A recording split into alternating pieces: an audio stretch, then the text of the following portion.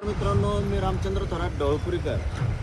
कसं आहे मित्रांनो, आज आमच्या धनगर समाजाचे जे बकरं खताळ यांचे बकरं यवतवरून आळंदी या ठिकाणी आलेले आहेत. तर कोणत्याही प्रकारचा चारा उपलब्ध नाही. पावसा पाण्यात हाला कष्ट सहन करावं लागतं. बघा आता हे पाऊस चालू आहे, इथं बकरं बसलेली आहेत. हे बघा पाल आमचं. या मावशी हे कसं करतात इकडं बघा.